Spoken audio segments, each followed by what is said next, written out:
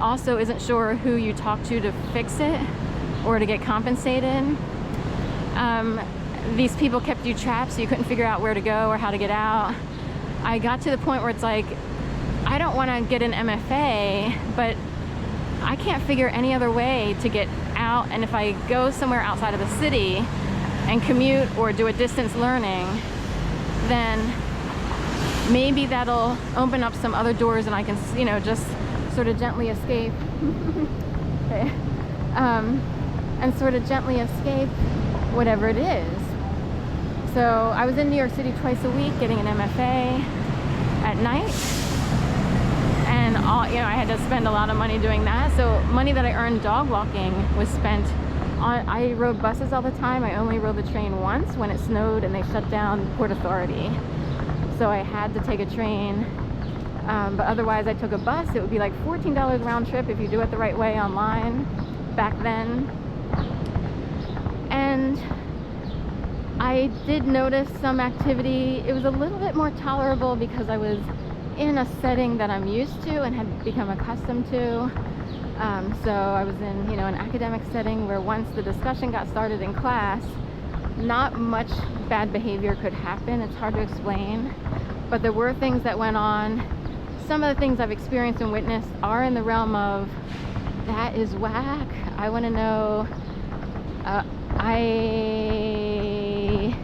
I'm not really religious, but I started to wonder, like, that's, in a way, that's like seeing evil unfold. Like, it's puppeting, it's like a matrix. That is whack. I have seen things that's like, okay, so what do you do about that? And then how do you earn a living? And what do you do? It's almost like someone put me in a certain position, but I don't really have enough money or power to do much about it. You know what I mean? I do believe puppeting is real. Based on what I witnessed, it is whack. It is crazy. Making. They try to drive people crazy.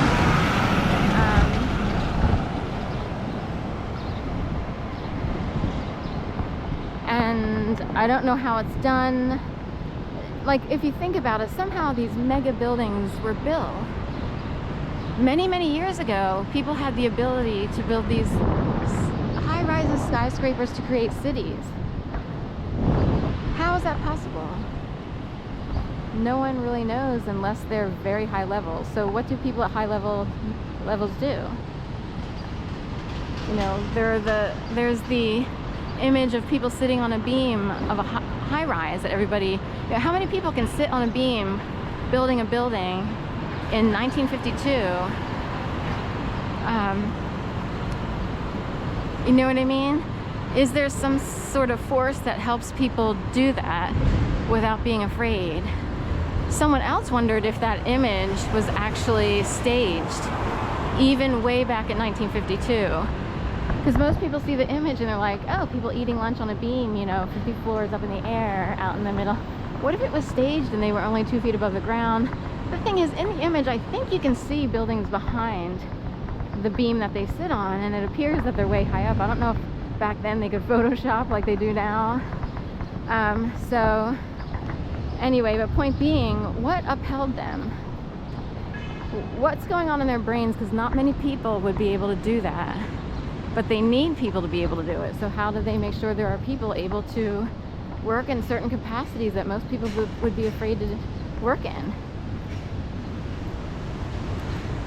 Good question. I'm just, you know, a regular little person who experienced something very bad, very extraordinary. I have witnessed things and it's like, okay, what am I supposed to do? Like, I need to earn a living like a regular person who has never seen those things. So what am I supposed to do? And who owes me a lot of money? So anyway, I'm out here in a way fundraising all the time, also trying to keep things going. You know, I would have made over $500 over 4th of July weekend, and that was taken away by some very immature person who looks good. We are talking, you would like this person normally. On the street, you would wonder about this person and how she got to live. You know, how did she get where she got to? You know, I want to have what she has. She's one of the quote unquote beautiful people you see on the street. Big time. With LA, you know, family in LA. I'm here to tell you that there are very bad people willing to lie. I'm wondering if she is propelled by hurting people, and it's the only way to feel a sense of self-worth. You wouldn't imagine this. You would assume, based on what she looks like, that she would be really confident. She is showing that she is not at all. That is very bad behavior.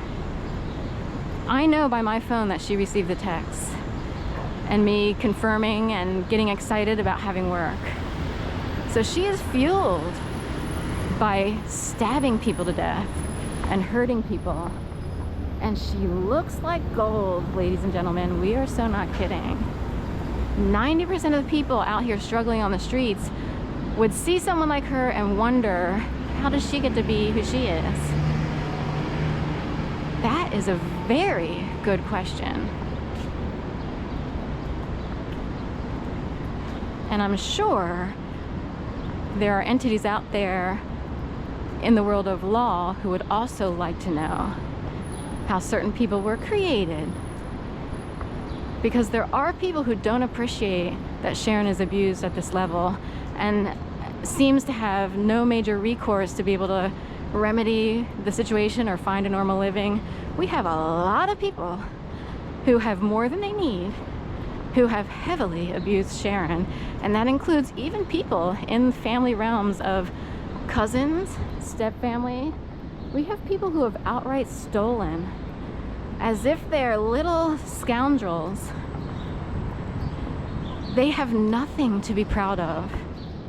None of these people I just mentioned can feel pride of accomplishment on anything. That is a fact.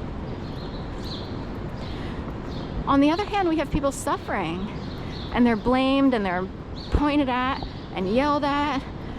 They are treated by self-righteous people as if.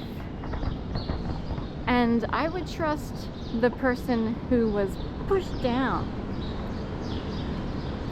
more than I would trust the people I just mentioned, who get to have more beautiful lives and so forth and so on. I would like someone out there to do the right thing and to call these people out big time. I can report all I want all day, but I need people to pull these people out, call them out. They outright stole a lot of money. A lot. And they steal from me every time they pull off a tactic to hurt me and make me worry. They should be squirming. I don't squirm. It's more like, you know, I'm trying to earn a living and I can't believe how immature these people are. I want them squirming and worrying about their behavior. I have always treated everyone with utmost respect and maturity. I have not received the same from most people in Philadelphia. It is an embarrassment, ladies and gentlemen, that people who think they're in control in your communities here in Philadelphia would never pass the test of respectful, mature behavior, not even